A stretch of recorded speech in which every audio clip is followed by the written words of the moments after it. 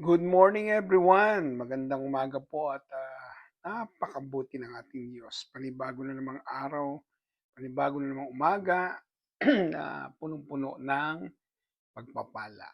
Nakakatakot nga naman, Exodus 14:11. And they said to Moses, "Did you bring us out into the desert to die because there were no graves in Egypt? Look what you've done by bringing us out of Egypt." Ayan, wala pa po sila sa promised land pero umaangal na. I don't know why. So let's pray. God, we thank you so much sa iyong word. Patuloy mo kaming kausapin sa magitan nito at maunawaan namin yung plano mo at gagawin mo sa aming mga buhay. Salamat sa iyong kabutihan as we give you all the praise, the honor, and the glory in Jesus' name. Amen. Pagka tinignan po natin, sobrang sobrang takot ang nararamdaman o naramdaman nila kaya nasabi nila ito. Kasi nga sila po ay nasa harapan ng dagat. Walang daanan, wala man lamang subway o kung ano man pwedeng gawin nila. O wala man lamang bangka o barko na pwede nilang sakyan. Tapos nakita nila kasi magdadapit hapon na medyo gumagabi-gabi na eh. So nakita nila parating po yung mga Egyptian army. Yun ang may bigat. Exodus 14:10, as Pharaoh approached, the Israelites looked up and saw that the Egyptians were coming after them. Yan. Terrified, and the Israelites cried out to the Lord. Sabi ko sa inyo, sobra silang natakot eh. Kaya sabi nila kay Moses, dinala mo ba kami dito para ilibing? Wala ka ng paglibingan sa Egypt at dito mo na kami nilibing. Ito na yung kanilang confession, ito na yung kanilang declaration kasi natakot sila eh. Alam nyo, mahirap magsalita kapag ikaw po ay natakot. Yan po yung wag na wag nating maranasan. Prayer natin sa Lord, lalo tayong lumakas ang loob, lalo na ngayon 2026. At wag tayong tubuan ng takot. Ang takot kasi nagiging dahilan kung bakit hindi natin nagagawa yung pinagagawa ng Diyos. Ang takot kasi yung dahilan para hindi natin makita yung future. Hindi natin makita kung ano talaga ang plano ng Diyos. Mabigat po yan sa totoo lang. They were terrified at sabi nga parating ang mga sundalo sanay na sa labanan. Itong mga sundalo to. Sobrang sanay na sa labanan. Maraming pagkakataon na pong lumaban sila. Sa totoo lang ito pong mga sundalong ito ay marami na. Kasi noong time na yan, sobrang tibay ng Egypt. Eh. Sobrang powerful. Kaya sanay na itong mga sundalang ito sa labanan. Pero wala namang experience sa mga tao sa Israel. No? O mga Israelita, wala silang kasanayan sa pakikipaglaban. Yun ang nakakatakot. Yun ang mahirap. Diba? Pagka inisip natin, Lord, ano ba itong nangyayari sa akin? Hindi po ako sanay dito. In other words, ay ito ang mga esperyensyadong sundalo parating. Ang Israel, wala nga silang hawak na armas. Eh. Kaya nakakatuwa ang Diyos, no? Kahit na wala kang hawak, basta ang hawak mo pananampalataya. Grabe ang gagawin ng Panginoon sa buhay natin. Hindi din nila kilala ang Diyos noong oras na yun. Hindi pa nila masyadong kilala. Kulang sila sa pangunawa.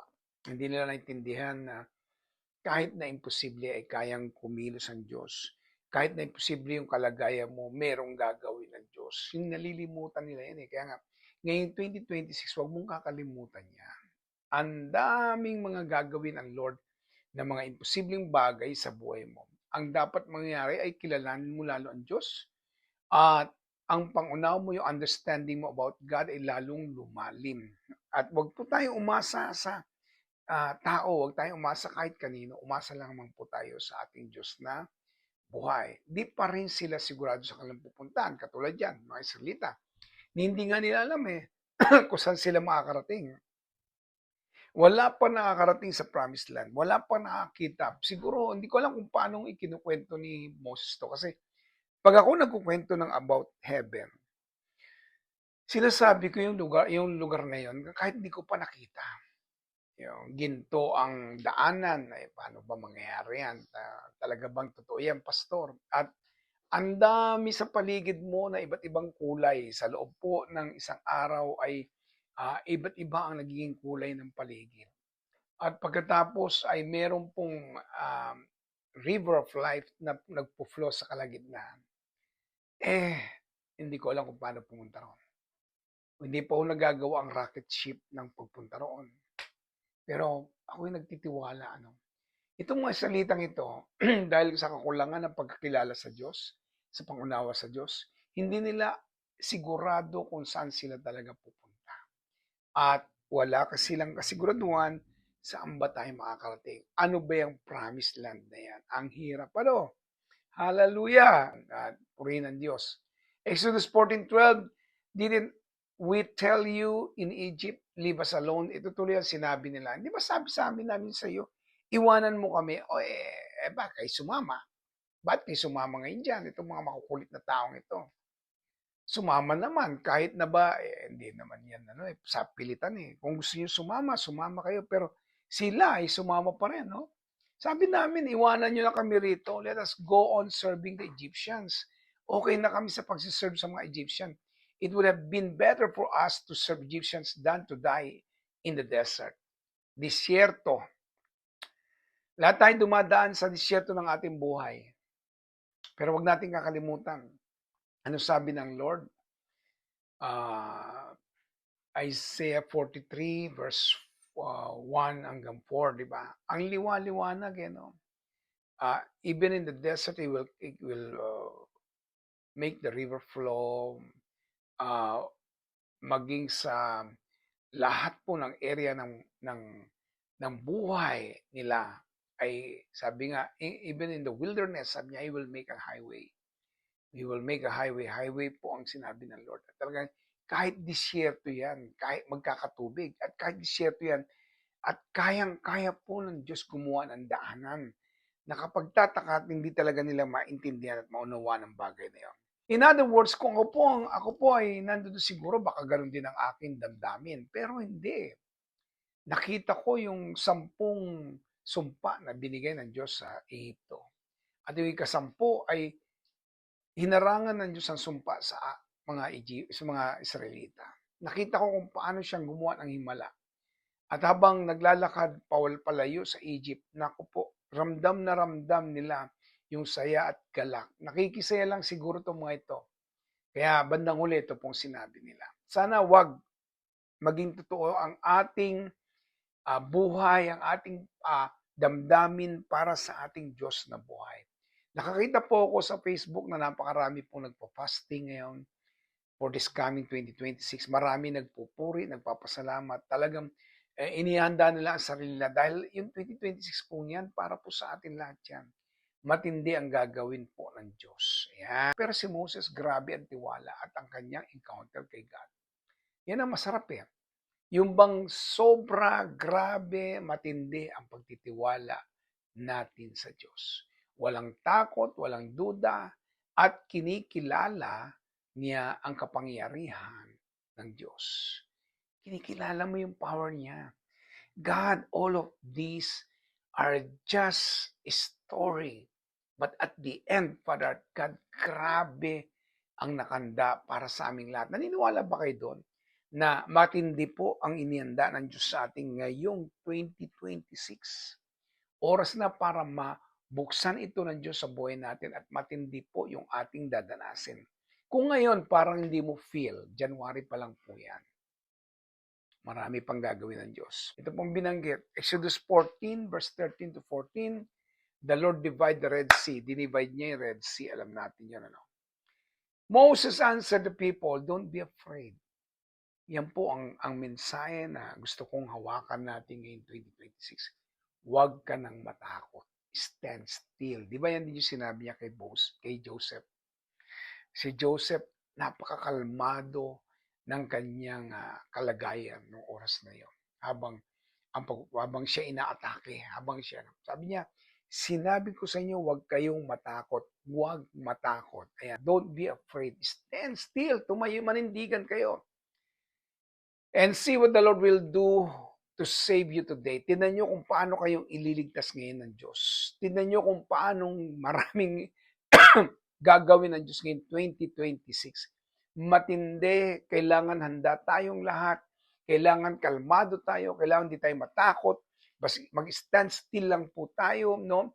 At makita natin yung gagawin ng Diyos ng pagliligtas. When we say save or salvation sa Bible, ito po'y ah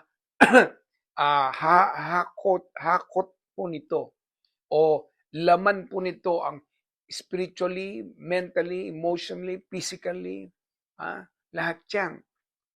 At physically, lahat po ng pwede mong hingin sa Lord, dala-dala niyang salitang save na ginawa sa mga Israelita.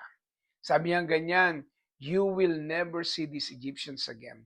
Yung pong naranasan nyo noon na hindi maganda, hindi nyo na ho makikita at mararanasan sa inyong buhay. Iniligtas kayo ng Diyos, sinamahan kayo, magpapatuloy po yan. Tanda natin itong 2026, don't be afraid, stand still, see what the Lord will do to save you today. At yung pong nakaraan mo, inayos na po ng Diyos yan. May gagawin siya. No?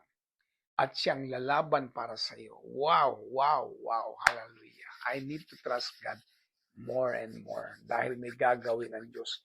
Kaya nga excited ako. Excited ako ngayon 2026. Excited ako sa gagawin ng Diyos. Mapaano mang area yan ng buhay ko o buhay ninyong lahat, just basta mag-excited ka. Anumang kalagayan, anumang karanasan, basta tandaan nyo, may gagawin ang Diyos. The Lord is fighting for you and be still. Be still, ha? Be still. Glory be to God. Bigay ko po sa inyo yung final thoughts natin dito, no? Huwag mo lang subukan. Itodo mo na ang iyong pagtitiwala sa Diyos. So, huwag na tayong sumubok, ano? Itodo na natin to. Unstoppable ang power ng God. Sobrang unstoppable ang power ng Diyos.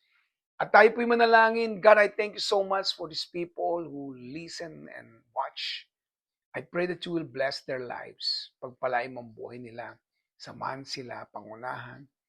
Ihanda, Panginoon, sa matinding gagawin mo sapagkat matindi ang nakalaan para sa amin na manggagaling sa inyo. Yes, O God. Let your name be exalted sa buhay namin. Itaas po ang iyong pangalan. Damihan kami ng mga patotoo. Lakasan namin ang loob namin sa lahat ng amin dadaanan. Magtiwala sa lahat ng bagay. God, I release upon each one, Lord, the gift of faithfulness at gift of joy, gift of love, flow upon everyone, O God. May gagawin ka. May matindi kang gagawin. May matinding mangyayari sa buhay namin, Panginoon, sapagkat buhay ka, makapangyarihan ka, at mapagmahal ka. God, release your mighty presence upon each one of us as we give you all the praise, the honor, and glory in Jesus' name. Amen and amen.